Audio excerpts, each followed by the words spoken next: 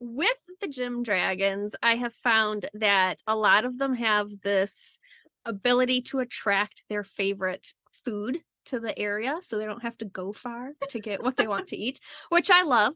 What would you attract to yourself if like you didn't, so you wouldn't have to go far to get your favorite meal? I would do curry would be my any kind of curry of all kinds. Curry restaurants on every corner. 100%. I would have a village of curry restaurants that would just hand deliver to me like every hour on the hour would be what I would do. I love it. Yeah. Every corner is sushi in Vancouver, Pepperina. You have to like fish. Like fish. So your guys' region is just smelling real lovely with all the curry and fish. It's just curry and fish. Yeah. Yeah. Just make fish curry. Fish curry. Yeah. Combine them both. That's if your guys' regions overlap. That's the fish curry part of the diagram. Yeah, we're separated by a river. So anytime we get near that river, it's just a weird, confusing area. Yeah, I get it. I like it. Mine would just be French fries. Like, I don't care about anything else on your menu, but you have to have good fries. So there would just be places with French fries all over the place. Do you like potatoes of all shapes and forms, or is it fries specifically? I do enjoy potatoes of all shapes and forms, but French fries have a special place in my heart. Except for like gross steak fries that aren't cooked well enough, that are mushy. Like the giant wedge fries also I'm not a big fan like of because they're never cooked right. Yeah. Those can fuck off. But like it's gotta be a good crispy French fry. Fair enough. Yeah. I really like a good crispy ginger beef and coconut rice, and I'm also very judgy on that as well. As though I go to like an authentic restaurant and I'm like, your first coconut rice is crap. And they're like, we'll tell you if it's good or not. Yeah. My family will drive hours for a good ginger beef. Like it has to be very specific, certain amount of crunch, certain amount of spice. Like it has to be perfect. Otherwise it's just trash. I like this weird British guy is telling me that my coconut rice isn't good enough. That's what we do. We'll go to other places and we'll say you got this all right. Yeah, you're doing it wrong.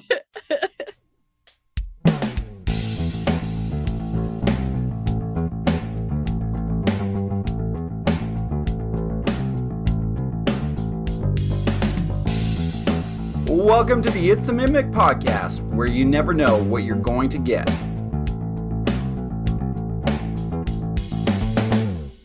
Welcome to another episode of the It's a Mimic podcast, where we continue our conversation on dragons in Dungeons and Dragons 5th edition. I am Terry, and with me today are Megan and Pepperina, and this episode is called Sapphire Dragons, the Thunder Down Under. In this episode of It's a Mimic, this panel of Dungeon Masters is going to grab our earplugs and head underground in search of the fearsome and territorial Sapphire Dragon. Need a maze to challenge your high-level party, looking for a cache of magical armaments? Or does your gnomish society just need a powerful patron? So, based on the title of this episode, it's safe to assume that the Sapphire Dragon has a breath weapon that does thunder damage. The gem dragons are clearly leaning into the less popular damage type. So do we think that this is a necessary thing to address, or is it a good addition to the dragon lore? Or like, do we feel like it's starting to get a little too dangerous for our players? What do you guys think? No, not too dangerous. Absolutely not, he says. No. It's never too dangerous. Do you think it's getting too convoluted? No. No, I like the different breath weapon types in the gym dragons, and it not just being the same that we've already seen in chromatic and metallic, because they repeat. Otherwise, so I think it adds a good flavor. Yeah. Otherwise, what's the point in having a different kind of dragon? That's the whole point. Yeah. Especially if you're working with, like, if you're being a dragonborn, it's fun to have a different kind. I think more importantly, if you're being a gym dragonborn versus like a metallic or chromatic. Yeah. More importantly, the episode is called Thunder from Down Under, which is a group of Australian strippers, by my understanding, and neither one of you. Yeah. And I thought that was definitely going to get a reaction. I was like, pause for sexual joke. No. Pause for sexual jokes from Megan and Peps. Absolutely. Exactly. Well, this isn't one of our After Dark episodes. We haven't gotten into plot twists yet. We're not at that part of this episode yet. So they're all strippers now. Every We'll Sapphire Dragon. Stripper. Every dragonborn of this kind will be Donald Duck in it and be constantly trying to be very overly sexual, bard or no bard. They're all, Yeah. Hey, first they're of all bards. it doesn't matter how hot you are. There's just nothing attractive about a man only wearing a shirt, just Donald Duck in it. Like, it's just never good. No one can do that sexily. That is the opposite is good. Like, just pants, no shirt, fantastic. And that's Just shirt, fine. no pants. I don't know, man. I feel like you can do whatever you want to do. If you've got good thighs, like sometimes I like to see those, the drumsticks. They're quite nice sometimes, But it's just the wearing of the shirt, I think, that throws it off. Okay, wow. Okay. I feel so like, Was this the conversation you were expecting? Yeah. Did you get what you wanted? You brought this up, Terry. I know. And as soon as I You did, did this. I was like, oh, that's right. It's only me. Adam is not here to save me or anybody else. Okay, before we get any deeper into this, let's cut to an ad break. We've previously covered quite a bit in our discussion on dragons in 5th edition. For all those episodes and more, you can follow or subscribe on Spotify, Apple Podcasts, YouTube, and dozens of other podcast apps. If you'd like to support us, you can donate through the website, check out our store, or join our Patreon and get access to other episodes and series. If you'd like to pay for some ad space on It's a Mimic, or just send a shout out to a friend, please reach out to us through our email and website that are listed in the show notes below. Before we go any further, I just want to thank Fox90, and I think I'm saying this appropriately. Is it Mateo or Matteo? I'm going to say Mateo. Thanks to both of you for subscribing to our Patreon. We look forward to talking with you guys in the Discord. This week on the It's a Mimic Patreon channel for Silver tier subscribers and above, we will be wrapping up our conversation on the False Hydra. I'm excited to hear from each of you about what you would have done differently and how you would use a creature like this. Now let's get back to the show. Okay, let's go through a overview then of Sapphire Dragons. We just recorded the Emerald Dragons episode, Pepperina, so if I keep saying Emerald Dragons, correct me, because the audience will be confused, as I'm sure they are all the time. I mean, these two do intertwine a little bit, so That's true. Okay. they have that little connection. It's going to make it harder, I think, but okay. A little quotation from Fizban. A Sapphire Dragon's flight once inspired a courting dance in a certain kingdom that shall remain nameless. Embarrassingly, it is still performed to this day. This doesn't help the whole Thunder from Down Under. It really doesn't. I want to see what the courting dance looks like. It fits the theme just fine for me, I think. I like it. Okay, Sapphire Dragons. It is noted that the thunderous clash of conflict is part of the very nature of Sapphire Dragons. Sapphire Dragons' scales and wing membrane show varied shades of blue. They may show light tones similar to that of a spring sky, all the way through to the rich crystalline azure of sapphire gems and compressed glacial ice.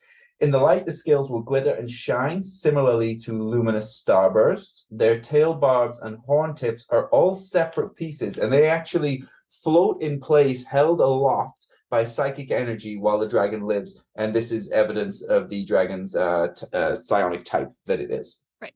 It is interesting that it says while it lives. I have seen this in 2 of the 4 I've covered so far, and the other 2 did not specify while it lived. So I think that's an interesting, like, when they die, do they immediately fall? I feel like it would be a nice visual piece that they would, Uh-huh. right? Like, 'cause I feel like if it's the psionic powers, it's their ability to use their mind, right? Mhm. If their mind is dead, there it goes, right? Yeah. And it makes looting the dragon easier if the horn conveniently falls off. So there you go. Then you just have it.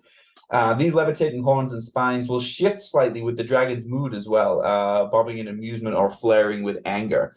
So I would probably do that in a similar way to like a cat's ears or something.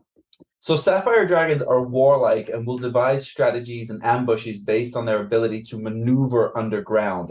So that's tactics that I myself have voiced a lot out on this podcast. I like to use all of the different movement speeds. I think the burrowing speed especially is overlooked in combat. So that makes sense to me. And it suggests to me that holding your action is probably going to be important with this dragon if you're using all these movement speeds to put you in a certain position. Sapphire dragons watch for signs of aberrations and other creatures that are corrupted by the far realms, and they frequently ally with emerald dragons, there it is, Pepperina, drawing on their kin's knowledge of the occult phenomena to track the influence of the far realms. This, of course, will give them an advantage against that kind of enemy. People who dwell or delve deep beneath the earth can easily find themselves at odds with the Sapphire Dragon if they cross into the dragon's territory. But Sapphire Dragons sometimes forge peaceful relationships with rock gnomes or deep gnomes, and they rely on these folk to help protect their territory surrounding their lairs. The fact that it says that they can easily come into contact with them tells me that they're probably very different to emerald dragons, who will typically try and hide or avoid coming across you. But it seems to me that if they think that they have somebody in their territory, they're probably going to confront them by this. Sapphire Dragon's favorite prizes are weapons and armor, records of military history and tactics, and magic items that protect against psychic damage or mental intrusion. Their centerpiece for a dragon's hoard would typically be a catalogued, ordered collection of war gear, which can contain ancient relics of immense power. I think for me, this speaks to an opportunity to reward players with fun, mundane items that they wouldn't just typically come across, like ballistas or ships or armor for your mounts or that kind of thing, or even books on lore strategies for other creatures. But when it comes to creating a Sapphire Dragon, there's a single personality and a single ideal that jumped out to me. So for a personality trait, that would be the dragon saying that they are constantly aware of a call from beyond the world, that they must prepare to answer that call. So they are amassing powerful arms and armor. I guess it's the idea that they believe that their destiny is that they're destined for something great. I feel like as humans, even though there's 8 billion of us, we always think we're destined for something better. And clearly this dragon as well. An ideal being order. An organized horde makes them happy. And if you don't want to see them unhappy, it'll remain that way. But I think if these are very military type dragons, it's probably more than just order. It's probably etiquette as well. It's probably a sense of tradition as well. So for spell casting, let me take you guys through these spells, because I want to point out something that may be an oversight, but maybe you guys have got an argument as to why it is like that. So the young, adult, and ancient dragon all have spells that are the same and then added on, but the Wyrmling has completely different spells. Pepperina, you're nodding as though you noticed this before. I did notice this when I was looking at them, because I've not seen that yet. Yes. And I was like, what the hell? I wonder if this is a mistake. So for a Sapphire, I should check with the other gem dragons to see if it lines up, like they've copied and pasted the table and they didn't take this out. For a Sapphire Dragon Wyrmling, once a day, alarm and Tensor's floating disc. Okay, alarm, sure, yeah, it makes sense. Tensor's floating disc is unusual. I don't think it's necessarily wrong, but it doesn't seem to line up with like a military type dragon, but sure, certainly not more than the rest, because when you get to the young Sapphire Dragon, their spells include Dissonant Whispers, Hold Person, and Meld into Stone. I think that certainly makes sense. And then as they get over to an adult dragon, the spells continue to be once per day, Dissonant Whispers, Hold Monster, Meld into Stone, and they add Telekinesis. And then same again for Ancient Dragons, Dissonant Whispers, Hold Monster, Meld into Stone, Telekinesis, and they add Teleport. So they add on, but the Wyrmling is completely different spells. So I don't know. Is this a mistake, or what do we think? Okay, so I have not seen this in the other gem ones, but I just looked up Amethyst, which we haven't done yet, and they do have Tensor's floating disc also as a Wyrmling. They don't have alarm, but that also goes away when they age up. So do the other dragons from you guys' experience start off more defensive and then become offensive as they grow older, or do their lists tend to stay the same? Because that's kind of what I was thinking when I was looking at the difference in the spell listings, was that when they're young, they're learning, they're becoming tactile, and then when they become more tactile, they forget their older skills and use their more grown-up ones to actually be more malicious, that's kind of how I thought of it. Spells upgrade, like silent image to major image and things like that, or like hold person to hold monster. But I've never seen it where it just completely changes like that. I mean, possibly. I don't know if it's necessarily that they become more offensive, because some dragons in their personality will still be like aloof or defensive. Emerald Dragons is a good example of that. I'm not sure. I'll be on the Twitter finding out. Okay. Somebody tell us on Reddit. Yeah, give us your thoughts in your comments. Because technically it isn't written in the lore, so you can kind of make up whatever you want at this point. You can do whatever you. That's right. You can do whatever you want. Okay, a couple of examples of adventure hooks then. So how about this? Number one, a Sapphire Dragon threatens to sink a town into the Underdark unless the authorities find and turn over a thief who stole from the dragon. This is not just because dragons, in my opinion. Clearly this is something important to the dragon. But yeah, so that thief is most likely going to be a party member. It would be the way that you get that hook to work. Second one, a village is beset by swarms of giant monsters drawn to that area when a Sapphire Dragon took up residence nearby. Ridding the village of the spiders means tampering with the dragon's food supply, and the dragon is at the root cause. For me, my opinion would be that the dragon is the root cause of those spiders should not necessarily be obvious first. Mm-hmm. The fact that they have such a connection to spiders pisses me off, but is also the coolest part to me. Like, I feel like Adam put me on this one because spiders exist. Because spiders, yeah. Spiders exist. That's what they attract to themselves is giant spiders. So yeah, like but it would be 6 miles, there's just spiders everywhere. Yeah, so that would be your clue that there would be one around, and or to your point, be a good plot hook of you have now killed a spider horde in some cave which tampered with the food supply, and they're going to come after you, or they're going to do what they can to bring it back, right? So yeah, exactly. Stupid spiders. When it comes to their lairs, Sapphire Dragons make their homes in extensive cave systems. As they grow older, they make increasingly more complex renovations to their lairs, so they will use their inherent magic and natural tunneling abilities to make the lairs much more complex.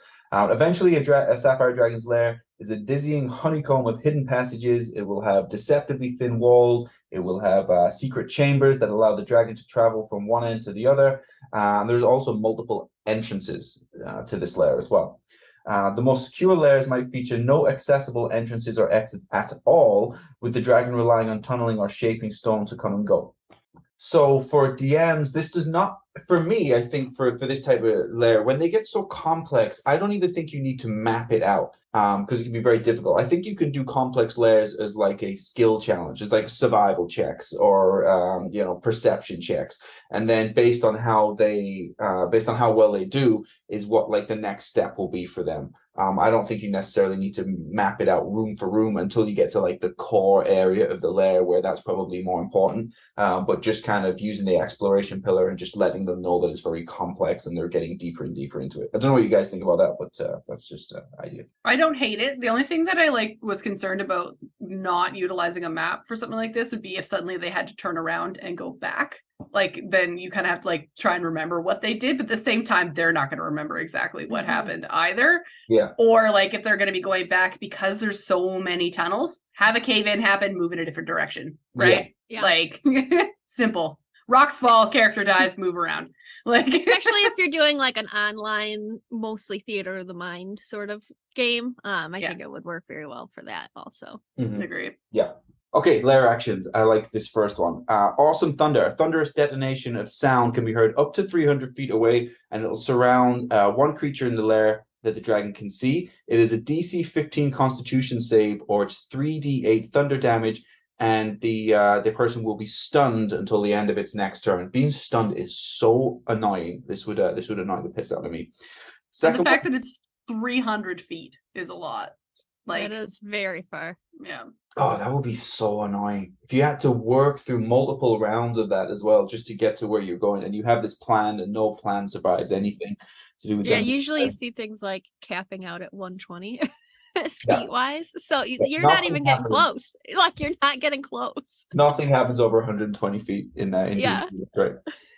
Second one is Beguiling Whisper. So the dragon can telepathically whisper to one creature within range of the dragon's telepathy. The creature must succeed. It's a DC 15 wisdom save, or you are charmed until initiative count 20 on the next round. And a creature charmed in this way obeys to the best of its ability any command the dragon issues that isn't directly harmful to the creature. I like that one because I think the telepathy when they get older is about 120 feet away. It's 120 feet across the board. That's good. That's good for disrupting plans. Third one, Stone Passage. So the dragon touches a section of stone up to 30 feet in any dimension. The dragon can shape the stone to open or close a passage through a wall as long as the wall is less than 10 feet thick. I like the fact that this is a lair action because it means it doesn't take away from your action when you're playing the dragon. You can just do it every round. So you can really whatever plan the players are putting together, you can really fuck it up by just opening and closing passageways around. Cool.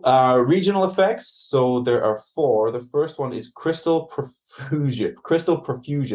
Natural stone within 6 miles of the lair grows plentiful crystal formations and veins of sapphire gemstones, particularly underground. Okay, that's a big, huge. When we get to exploration and clues, we'll give that one as a given. There's sapphires everywhere. Mm-hmm. They have stony At sight. least these ones are underground. They're not just like all over up top. Right, Dude, I would have like a giant sapphire spear just like out from the ground. Be like, come get me, bitches. Within 300 feet, you're going to get stunned. Try me. Yeah. So stony sight, natural stone within 6 miles of the lair is a conduit for the dragon's psionic presence. So as an action, the dragon can cast the clairvoyance spell, requiring no spell components and targeting any natural stone formation in that region. Basically, the dragon can hear what you're saying from any area of stone within a 6 mile radius of their lair. So that would be useful the night before when you're making your plan and it's like, okay, we get up tomorrow, this is what we're going to do. They already know. So yeah. Which all the gym dragons get a version of that. That's I right. think stone is interesting because there's stones everywhere. Like the last one was lava. You know, there's not lava all over the place. That's right. Yeah. When I was a child, I thought lava was going to be a much bigger problem than like quicksand, like quicksand and lava.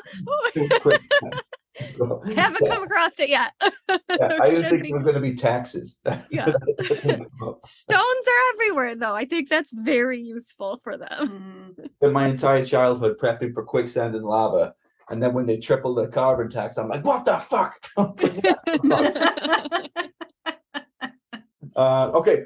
Third one, telepathic enhancement. The dragon's psionic energy enhances the mental powers of other creatures. Any creature capable of telepathic communication has its telepathy range doubled while within 1 mile of the lair. This includes creatures with innate telepathy and magical telepathy, such as Rary's telepathic bond spell. So that's cool. It's a positive one. Yeah. I like that one. Okay, thriving wildlife. So giant spiders, which are a sapphire dragon's favorite prey, are attracted to the area within 6 miles of the lair and settle there in large numbers. So, Megan, if you need to get to a sapphire dragon's lair, you have 6 miles of an increased presence of spiders to do that. Nope. I'd be like, we're done. Fuck it. I don't need those magical weapons. I don't need none of these gems. There's nothing over there that is that important. So I'd be like, let's go hunt down a sapphire dragon, Megan. I'd be like, nah, they'll be spiders. So the example map of the lair that they give in Fizzbands then is it's a complex network of cobweb choke tunnels. It has dead ends. There's crystal walls. It even incorporates an underground river. There are multiple disguised entrances, which I like. That inspires me to have the dungeon crawl pop the party back out of the lair, and maybe they have to traverse overground and then go back into the lair to kind of get around it. I like the fact that you're kind of coming in and out of it. Name of my sex tape. Now, it's like I don't have to comment on that one. That one can just live in the ether forever now. Yeah. Thank you. Out there now. So when it comes to treasures, then, so we talked about how they like to collect like military things over the years, like weapons and armor and books on lore and battles and that kind of thing. And the examples that we see in Fizzbands are a battle standard showing the coat of arms of an ancient realm the dragon failed to protect. And a music box that plays a haunting song, and this inspired me. And the dragon claims the music is very popular in another world. I have been trying to figure out how to make puzzles and traps and things based around certain kinds of characters, and so I want to do something that's more geared towards bards. And I think this is a good idea. Like if the notes represent something to do with the trap or a solution, or perhaps it is foreshadowing something else, like the tune that it plays will be important later on when they hear it as like an anthem of another city or something like that. But yeah, those are the two examples we have. That's Sapphire Dragons in a nutshell, team. Shall we roll some questions? Let's do it. Let's roll initiative. I got a 4. I got a 2. Ooh, I got a 5. I go first. Hey! Nice. I love that for me. Kyle went first on a 4, yeah. We had like a 4, 2, and a 1. 5. That's good, Megan. 5, incidentally, is the amount of minutes it took me to record my commercials with Adam the other day. I heard it took you significantly longer. It was a solid 19 minutes of just constant having to do it over and over again. To be fair, Kyle was looking at me the whole time and I was distracted, so I'm gonna blame it on that. Yeah, blame Kyle. All right. I'm blaming Kyle. Okay, so before we jump into the mechanics, then, how do you feel about the lore surrounding these dragons? I think it's a lot of fun. There's a lot of weird random things that they've added in. Like, to be honest with you, when I read spiders, I was like, why? But then I was like, to be fair, if it was my favorite food and I had psionic powers, I would make hordes of spiders come and sit around me for my entire life so I could eat them happily and comfortably. Because like when I read that they would flock to where the dragon was, I was like, why would a sentient being flock to where it was specifically going to get eaten? But then I'm like, oh, psionic powers. Yeah. Fair enough. So I think that that's a really cool part of that. And I did also try to look up like what sapphires are used for in D&D to kind of connect it together. And apparently it is to create magical weapons and things like that. So I feel like people would, the fact that it is connected to sapphire and they collect magical weapons and they collect weaponry, I think that's a really good tie-in that you can use for any campaign, right? Mm-hmm. So I think the lore is flavorful enough, but not too overbearing and ambiguous, right? So yeah. I like that all of these gym dragons seem to have like little quirks about them, which I enjoy. Like, I think the topaz was probably the quirkiest, but I love that they all have just odd little things like why spiders, you know, and the why spider of all things. I would want to ask it. You know what I mean? If I was a player, I'd be like, dude, why there's spiders? So many different things. And I love that they connect with gnomes because you guys know that I love gnomes by now. So I would lean very heavy into that in my games and have a whole like gnome village that is connected to these guys. They would all have pet spiders. They would all have pets. They would ride them, the giant spiders, because they're small gnomes, so they could totally ride a giant spider. That's true. That Yeah, would be uncomfortable. Yeah, sure. Yeah, I quite like them. I think they quickly became probably my second favorite dragon. I think black dragons will always be my favorite kind of dragon, but these are probably going to be my second favorite. I think they're great. And I don't mind spiders. I like it. I like whatever makes players feel uncomfortable, and spiders is a common one. So it works. Well, you do have one on your arm, so tattoo one on my arm. Yeah, that was a choice. Yeah. Terry, are you a Sapphire Dragon? Maybe I am. I mean, probably there was some similarity to Topaz for me. Yeah. The only thing is they live underground, and you're not a big underground. I don't like being underground at all. No. My sister she's on a search and rescue team, and even this weekend she goes into like abandoned mines and stuff, and they're like 10 stories underground, and they have to like use climbing equipment to get back out. And she does that like every other weekend or something, and it just sounds like the worst thing for me. I would never do that. Next question. What do you think about the spells? Who's going first? I'm going first. Okay. With my 5. What do I think of the spells? I enjoy them. As we said, it was kind of weird the fact that they have a different set when they're younger versus they're older. So I put a little bit of thought into like the fact that it was probably because they were being born and raised, and then when they get their own layers is when things happen. Because what I would want to do is I would want to connect their psionic/telekinetic powers to the sapphires themselves.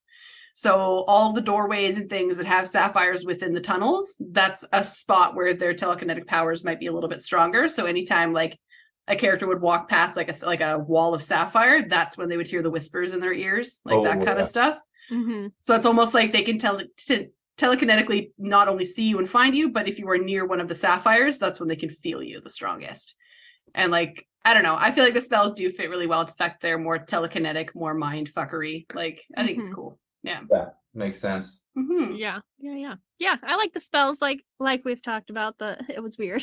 The bait and switch of the beginning ones. But yeah, I definitely think they fit with their tactics, and they're more like war oriented. Or what is the disc spell, by the way? I didn't actually look that one up. I don't know. Tensor's floating disc. I can't remember if it's invisible or not. It's essentially just that it's a floating disc that can like lift things up and you can move it around, and I think you can like rotate it or something as well. I feel like that would fit, because if they're young and building their like layer and stuff like that, they can move the rocks and stuff around and like move things into places where they should be. Like I feel like that fits. They're decorators, right?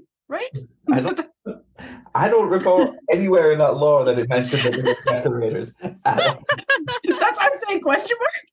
They attract spiders. Well, no, they're territorial, organizers. They're not. They are organizers. They are organizers. And Yeah, but it means like their lair has to be very organized, so they have to use these discs to get things up to their like high shelf. But I don't think it would be the type of I like, don't know.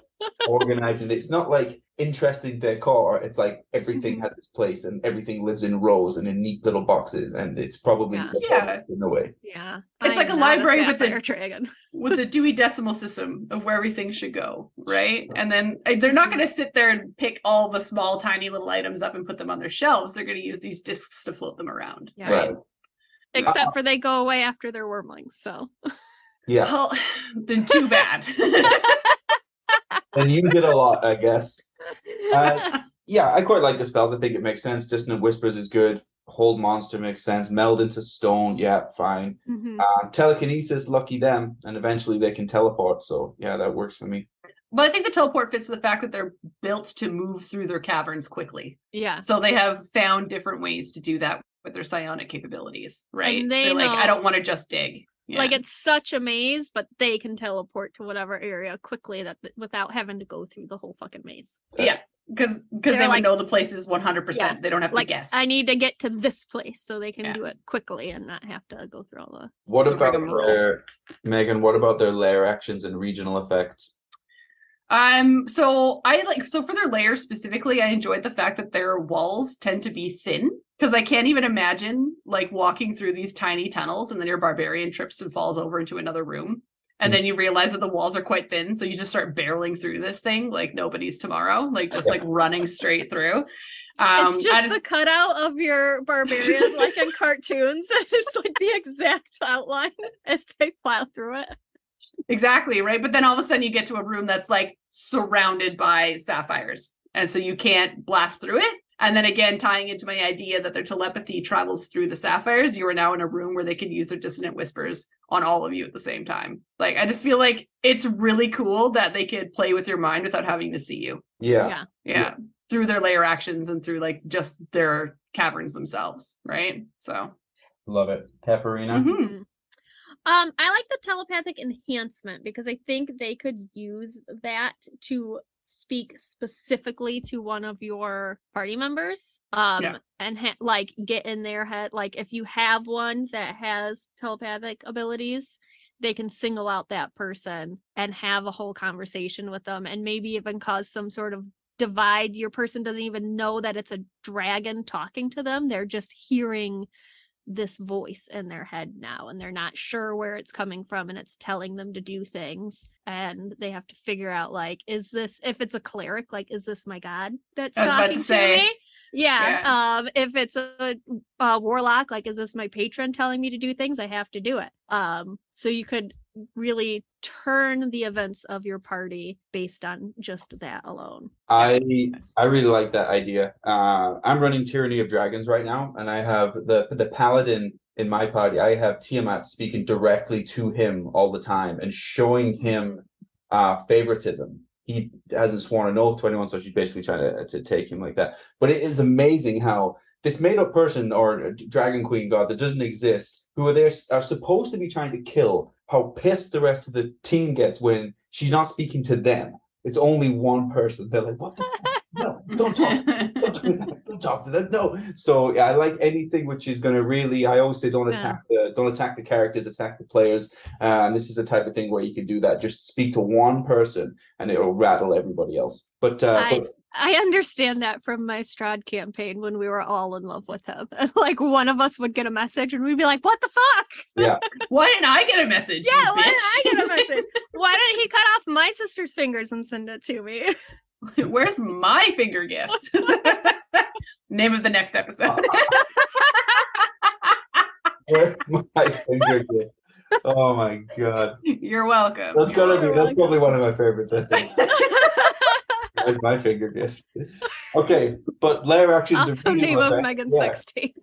they're really good, yeah. Okay, last question before we move in to the different age categories. What do you think their eggs will look like, Megan? I would like to think that they would actually be made of sapphire, because like even though it would be a gemstone that would be hard to break through, I feel like it would almost be, because they have the psionic capabilities, they would tap into the frequency of the gemstone itself to crack out of it, would be how I would imagine it happening. But that's just a cute idea that I have. Yeah. Yeah. I like to think that they would make some sort of armor for it because they are so like military and tactical and collect armor and weapons and stuff. So I would like to have them like fashion an armor for an egg specifically. That's cute. Like a little top hat, like a little military hat on top. It's like moms knitting little booties for their babies when they're, in their bellies still. Like that's the Sapphire Dragon, like making chainmail. Bearskin like hat. Yeah. Keep it warm. Like a little chainmail snuggie for this egg. That's it. I'm gonna make some chainmail snuggies. It's happening. I like the idea that maybe there is no visible egg itself, but the telekinesis within the lair holds all of the insides of the eggs together in an egg shape. So you can see, I don't know, the stuff inside. It's seemingly floating, but it's like in an egg. It's in an egg shape because it's just held together. Have you ever seen those like pictures of what the inside of an animal's womb looks like, and it's all just gooey and floating around? Like it would just be that floating in the layer. Yeah, like they could still be like a membrane, like a sack, we'll say, with the stuff. I won't emphasize that is a nightmare. But it'd be like a little like gelatinous pool of all of these weird little but it's held naked together. eggs in. The sack is held into an egg shape by the telekinetic power within the layer. So it's very The Matrix, but with less mechanicalness. Yeah. Yeah. That would give me nightmares. I came across that. All right, team. Okay. I say as the mom on this episode, I don't want to see that. I do not want to see the embryonic sack of a dragon. Yeah, I know I can't handle all that stuff. What was I watching recently with doesn't matter. Okay. That's fair. I say you're like, I can't handle it. It was your idea. I was watching Where's My Finger Gift recently. And okay. I heard it's really good. Let's do Wyrmlings. I think I'm doing Wyrmlings, right? Yeah, I'm going first. Yeah. Okay. Yeah. So Wyrmlings are medium-sized creatures, just to remind everybody. For Sapphire Dragons, they are typically lawful neutral. They have a lower armor class at this point, but their natural armor will be 16.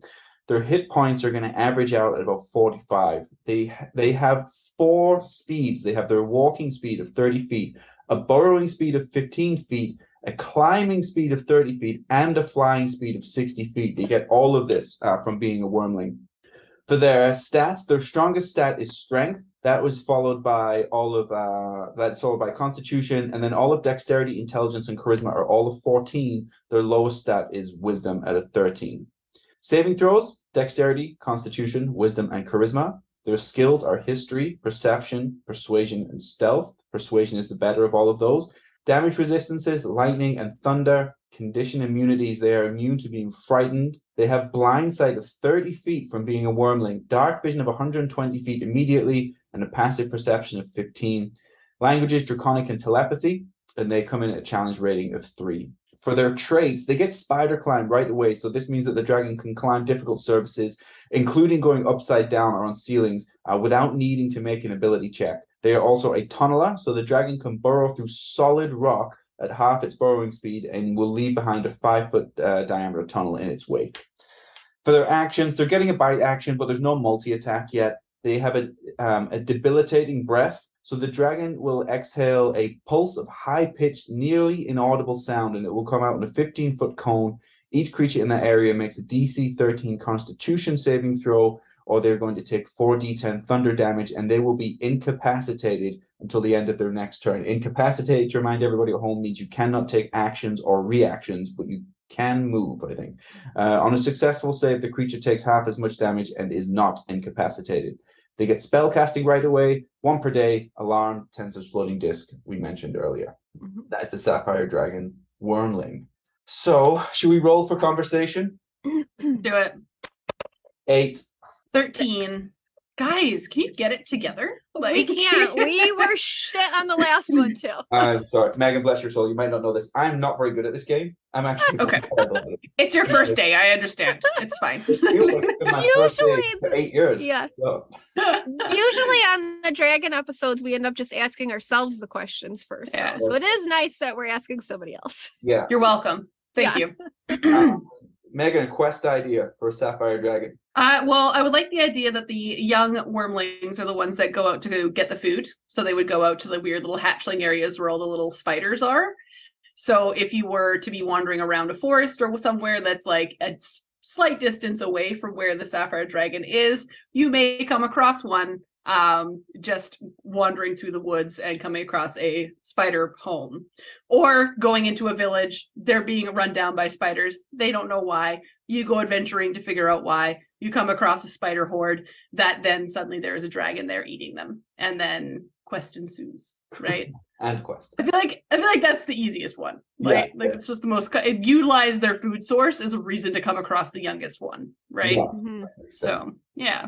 I think if they're quite warlike, if they're young and they're probably a bit trigger happy, I think a quest of, I don't know if it's so much of I would, it's not a full quest, but it's certainly an encounter, I would say, is that they're probably going to go looking for trouble. I think they're going to try and prove themselves. They're not going to hide. They're going to be like that young soldier mentality. I've got grit. I'm stronger than you. I'm going to go and take on something which is maybe I shouldn't have taken on. And you'll probably come across them because they'll literally just start a fight with you because they're just trying to prove themselves and you happen to be in their area. I think that's a perfect so. Yeah. I think there's a lot of different ways you could go with it, with their wanting to find aberrations and with their like being around the gnomes and that kind of thing. But yeah, I would see you coming across them having just picked a fight with something bigger than them, trying to prove themselves, and then needing your help because they can't ask their parents for help. You know, they cannot admit to their parents that they did not succeed in this mission. So they need the closest party to them to help out. So yeah. I love it. Oh, that's so cute. Please don't tell my mom that I was out here. I wasn't supposed to be here. Yeah, that's right. Megan, how do we role play a Sapphire Dragon well? Just how I just did it. Yeah. Super nervous, super scared. exactly But no, because looking at their abilities as being a Wyrmling and looking at the fact that their spells are a little bit different, I liked the idea now that we know what the discs are, is that if you came across one, the roleplay would be like they would just fool around with like just start lifting things around and throwing them at you using these discs, and you have no idea why this is happening. Because to your point earlier, Terry, like they are tactile. Like they're not just gonna, if they're not gonna just run out at you, they're probably gonna surround you in some way, shape, or form and start disking items at you, right? And you suddenly there's just like a metal cup comes flying out of the forest, right? Yeah. Like what the fuck? So I just think it'd be fun to roleplay that they're kind of like tricksters because they've not been taught better yet. Yeah. So yeah, they're just playing with you because they think that they're stronger than you and don't have to fight you. So yeah. Yeah. I think they might, even as young as a Wyrmling, in fact, probably more so when they're younger, treat different members, different classes within the party differently. And I'm just leaning into this military thing.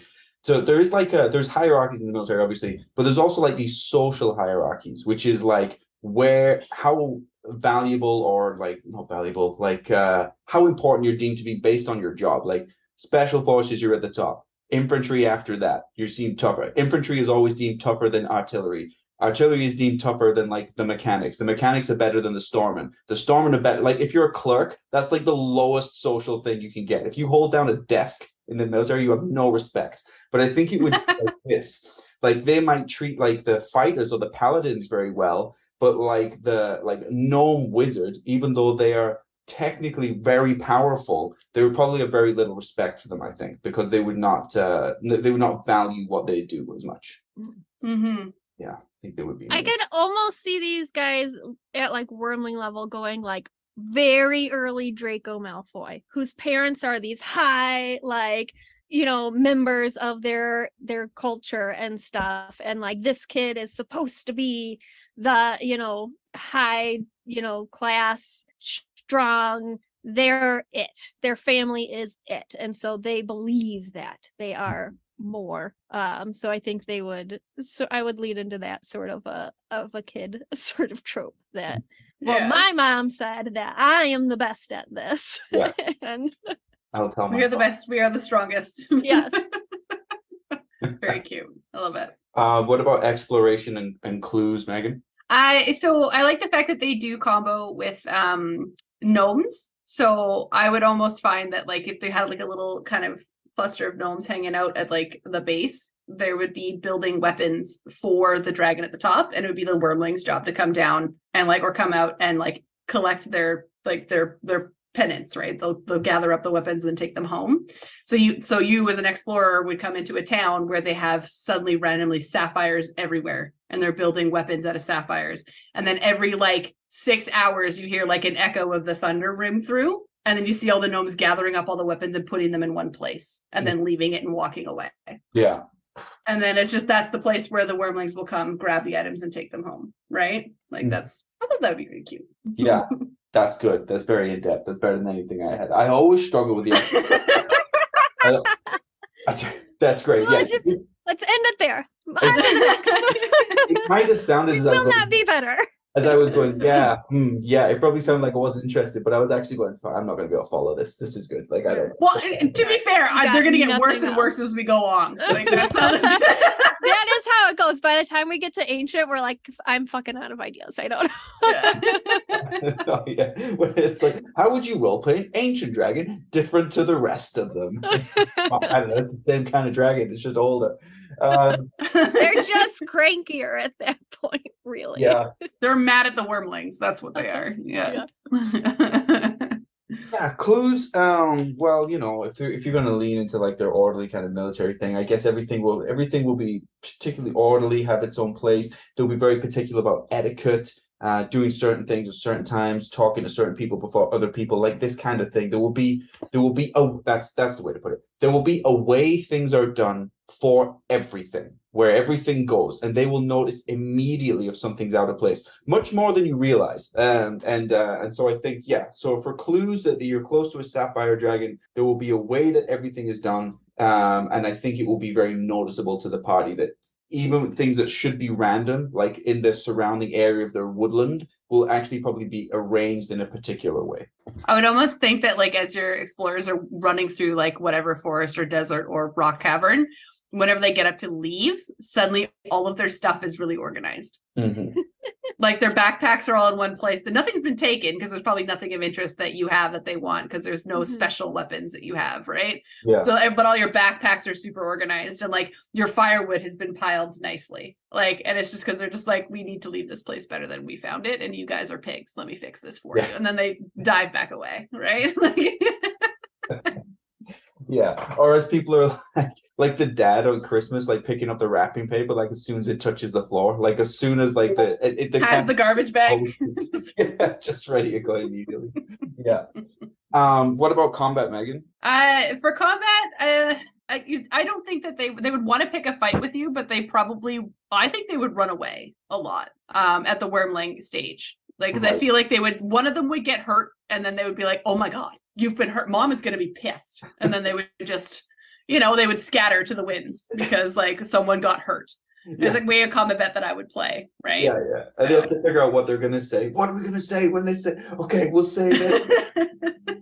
So I feel like they would be super organized at the beginning of whatever battle they're playing. Like they've surrounded you, they're throwing stuff at you, they're like super. And then as soon as your barbarian hits one of them once, all of a sudden they're like, oh my God, Kevin, no, Mom is gonna be so mad. And then they just kind of like gather back together, regroup, kind of natter at each other, and you're like, what the fuck just happened? And then they just fly away. Oh, like, maybe you could get them as like 3 siblings. For everybody at home, Pepperina is just rebooting her computer. That's why she can't hear.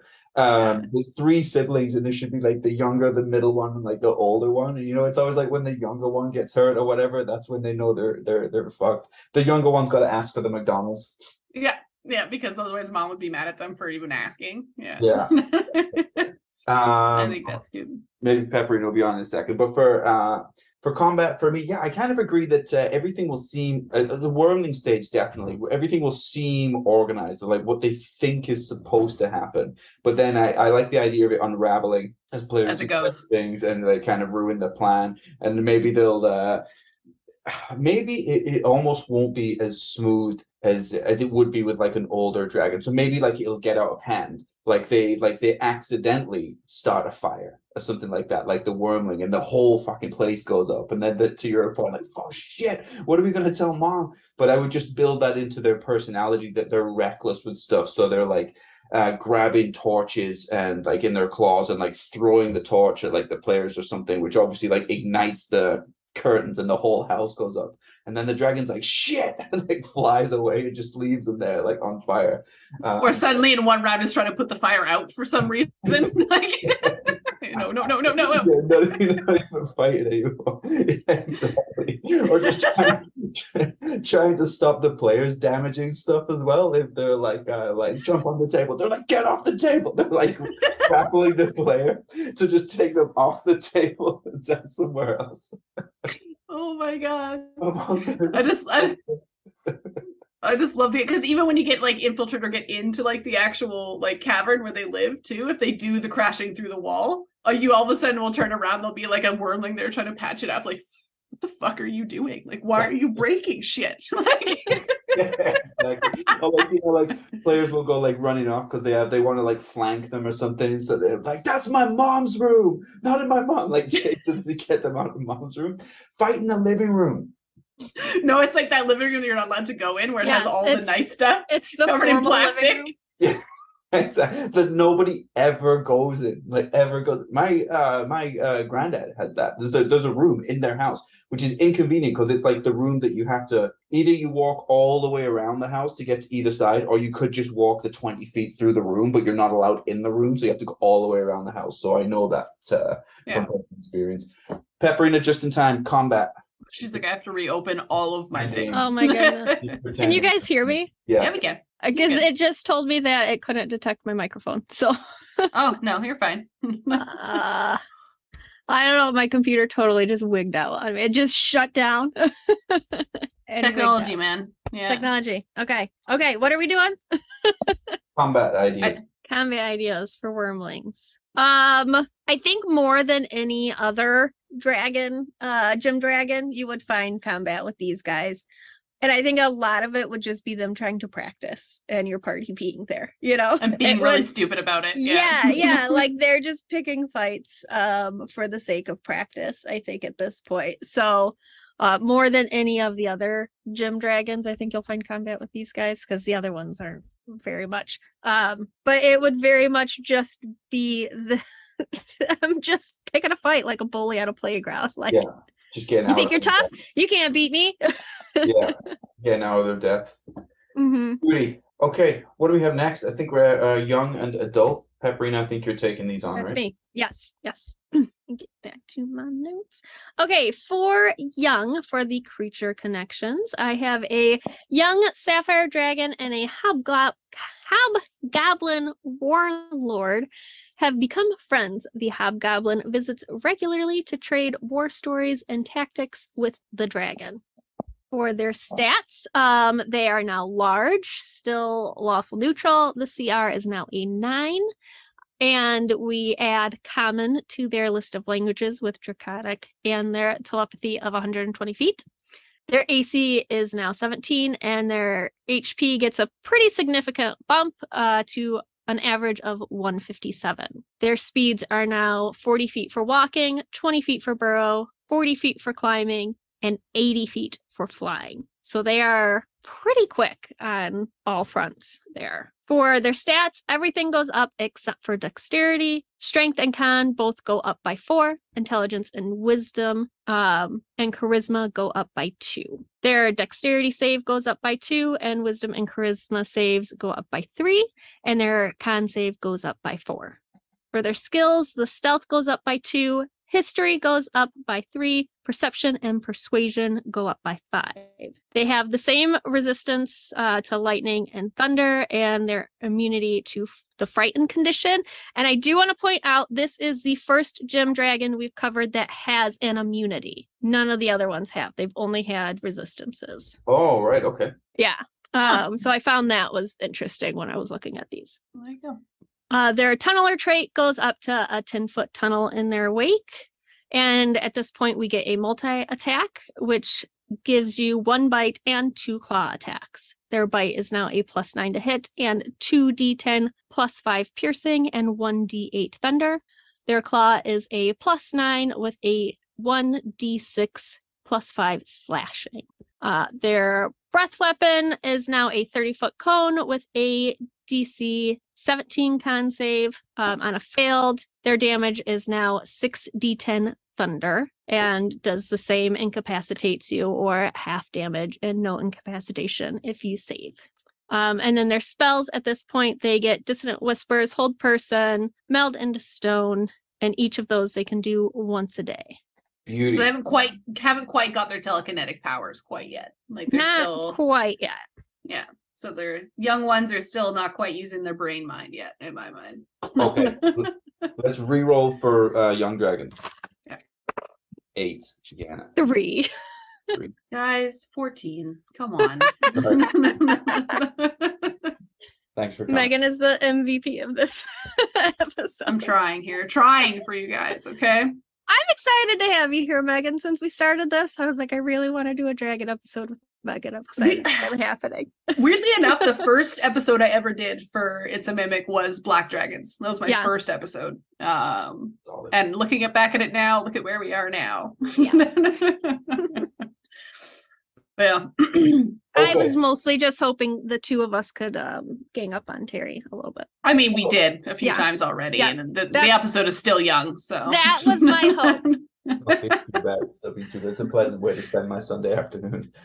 You're welcome. I mean, honestly, the first one was on you with the Thunder from Down Under comment. Right. Yeah. We were gonna let that go. We were gonna. I was smirking silently to myself, and you brought it up. It's true. All right, so my quest idea here is, now that they're older, they have to make their way in life, so they're going to go down to Australia and become a group of strippers. All the Thunder from Down Under. They're in Vegas, I think. That was my quest idea. Yeah. Oh my god! They need oil. No. They need endless vats of oil. They haven't made it to Vegas until they're adults. Yeah. Okay, fair enough. So this is them just practicing, you know? They're really trying to get like their actual life in order before they have to resort to being a part of the Thunder Down Under Sapphire Dragon horde, you know? Like that's where dragons go to be shamed. So yeah. But no, for real, sorry. That was a good segue. That wasn't it? No. My quest idea for the adult versions of these dragons would be, sorry, we're doing the young still. Young. That's young. Yeah. So because they don't necessarily have their telekinetic capabilities yet, I would feel like they are still just wandering through forests, but they're the ones that are hanging back watching the younglings. So they're the ones that got sent out to be the babysitters, right? To watch over the younglings as they're running around doing a mockery and doing a kerfuckery. But they just fall asleep waiting. And so you'll be wandering through your forest or your terrain or what have you to come across a sleeping Sapphire Dragon, most likely going to be a young one waiting for the Wyrmlings to finish whatever they were finishing so they could just go home, right? Right. So that would be kind of like again, not necessarily a quest, but like how to find one or come across one in the wild. Because I don't really think there would be a reason why you would seek out a young one specifically, other than if you wanted to be able to get into the horde without having to deal with the telekinetic capabilities. Like that's how I see it anyways. Yeah, that's fair.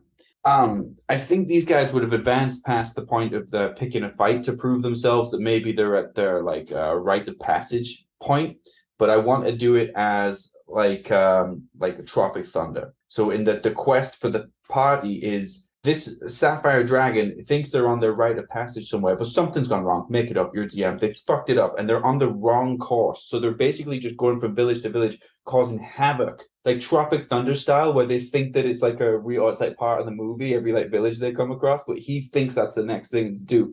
So I can just like imagine him like, no way, Kimasabi, like putting his war pin on, like, and taking out the wrong village and then moving on to the wrong castle and decimating the wrong castle. And the whole point is, can you just find this fucking dragon because he's killing us here? And there's no reason. He thinks he's doing the right thing, but he's just an idiot, and he's just he's on the wrong rite of passage. He's supposed to be over here, but he's over here. So yeah, basically try to track this dragon down who's doing the wrong thing. At this age, I would go into start getting into their wanting to hunt aberrations. I sort of see that whole thing as like bounty hunter-esque. Like they have a bounty hunter type obsession with finding these aberrations and sending them back to where they belong or getting rid of them completely. When I think bounty hunter, I think either Boba Fett or Dog the Bounty Hunter, and I think at this age it's Dog the Bounty Hunter. 100% it is. Yeah, it is Dog the Bounty Hunter. Yeah. So I think that they would be like asking for your help finding this thing because they still are very young and don't have all the skills there to do it themselves. But they're trying their best. Just out here doing my best, Mom. Just out here doing my best. What about role playing, Megan? For these ones, do you remember what it felt like to have your first job where you felt like you were in leadership, but like you were probably like still 17, 18, or 19 years old and probably didn't deserve to be in leadership? Yeah. That's how I would role play this. Like you were where like the power goes to your head. You know what I mean? So like my first job is my current job, and I was dating the boss's son. So yeah, there was that different kind of dragon. No, I just feel like this is your young middle manager that has no actual power, say, over what his little wyrmlings do, or what his little siblings do, or what the horde does, but thinks that they do because they were given a very simple and specific task. But I feel like they would play it very like chest puffed up, like super like denounced to themselves, like talking down to everybody around them. But then as soon as they get yelled at, they start to cry. Yeah. So your barbarian or your group or your explorers will be like, oh, look at this big tough dragon being big and tough. And then you get into a fight with it. It's like, no, sorry, never mind. Like, I was like, I'm gonna run away. Until someone comes and asks for the manager, i.e. their mom. Yeah, you just have to have one Karen in the group, and like that would be the end of it. Please let me speak with your mother. No! You don't want anything but that. No, I'm not doing it. I can help you, whatever you want. Yeah.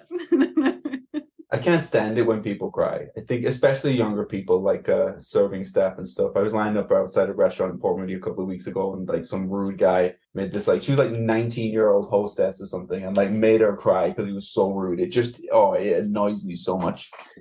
Yeah. Did it annoy you that the girl was crying, or did it annoy you that the guy? No, the guy annoyed me because he was like 6. Okay. Like giving it the big end. Two very different sides to that. Oh, did I not? I didn't put that across. But like, I didn't go down and add to it. I didn't go, I'll take it from you. I'll take it from you, mate. Get a grip. I was really annoyed that this girl was crying. No, that's how I heard it. It bothered me. Not that I was really annoyed that this man made this girl cry. I was really annoyed that she was crying. Oh, I don't like it when people especially people when they can't like defend themselves. She was like 5'2", and he's like 6'2", and he was like yelling at her. But anyway, it doesn't matter. Yeah, but this would be the opposite though, where it's like a dragon that's like 10 feet tall, and like your bard walks up who's like 5'1" and starts yelling at it, and then the dragon's like, stop yelling, like it's my first day. Like, but at first he's like trying to act like it. I would lean into that as well. Okay, not to steal your idea, but I would definitely build on that. I like that. I would even give the dragon like a sash or something, like some like depiction of rank or something that nobody gave them. They just showed up. Monitor. Showed up with it. They made their own. Yeah, they get so angry. I am the assistant to the assistant manager. Yeah. They have a mug that says so. Yeah. They're joint. And the assistant manager, assistant to the manager. Yeah. But like they get so angry or so upset that they like throw the sash on the floor and quit. And then leave, and then they would be like, "We didn't even give them that sash. That's theirs. They should take it with them." But yeah, that sash means nothing. That was not even ours. So, yeah, I like that. Yeah, trying to act a little bit tougher than maybe they are, and then yeah, it's great. Yeah. So yeah, I would for role play lead into the dog the bounty hunter. Give him a mullet, you know. Yeah. Weird hairstyle. Yeah. With their horns. Yeah. They're like floating horns would be like it's a style, you know? Like, Yeah. They've styled them like they're like slicked back. Yeah.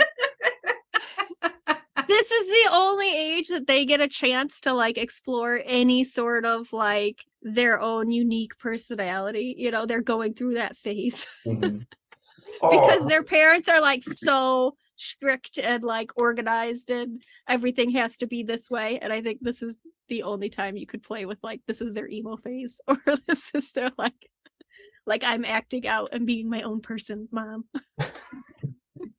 Like I was just like, poor mom, you know? Like poor mom always. Poor Sapphire mom. I like the dog the bounty hunter thing. Is in like I would do that thing. You know, some people do where they'll like use their like work lingo or something with you, even though you clearly are not even in the same field or whatever. You obviously don't know what it means. Like, and it's just like some weird like show off thing. Like the dragon would be like, "There's too many GSEs." You'd be like, "What's a GSE?" Giant spider egg. You'd be like, "How the fuck do you know what that is?" Okay, obviously, I don't know what GSE is. Like, but they just do it to show that, oh god, TLA is 3-letter acronyms, like idiot. Yeah. Like I would have him like that, like just too much into his job, which should not be important at all. Not an essential worker.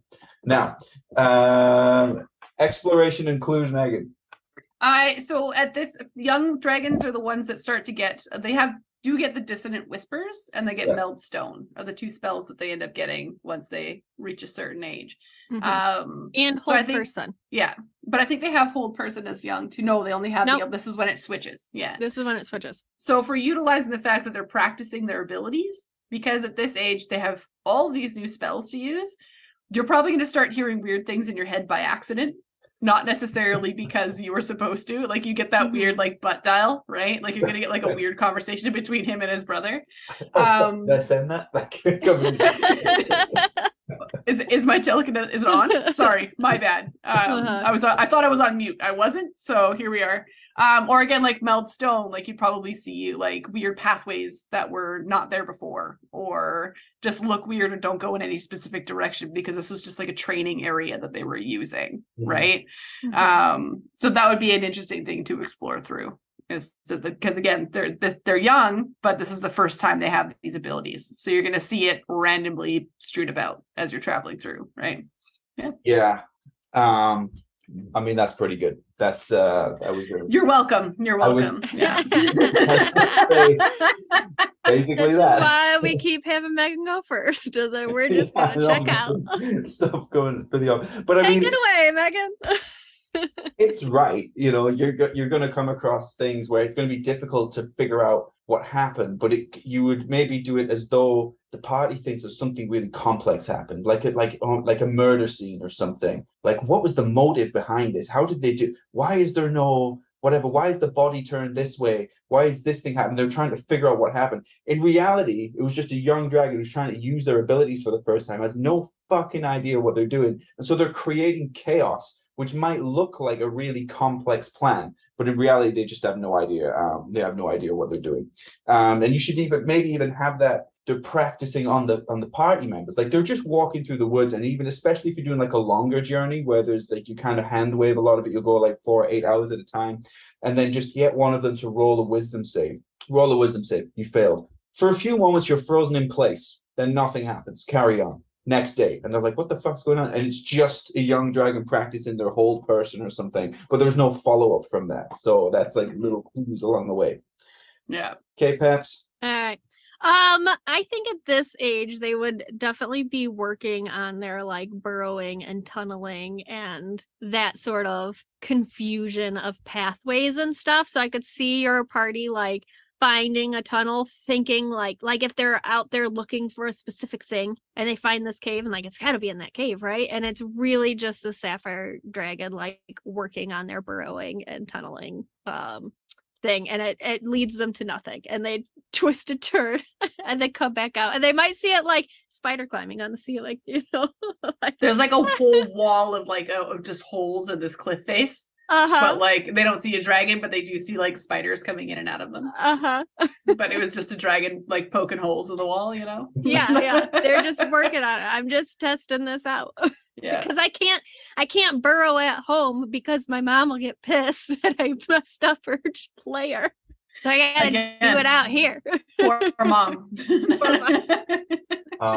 What about combat, Megan? For combat, I would lean into the fact that they have their burrowing capabilities at this point. I think that they would be very excited that they can make little hordes or find like a giant cliff face that they can make these like little intricate mazes that are smaller, but will confuse your players, right? Or even just like, even in the ground below you, you'll suddenly see a hole and then one will come up or whatever. It'll just have like these places, or you'll just fall into a pit in a hole. Yeah. It'll start making like holes in the foliage. So as you're running through, you'll just fall into a hole somewhere. Yeah. I think would be a good, one of their first good tactics would be traps, basically, is what I'm saying.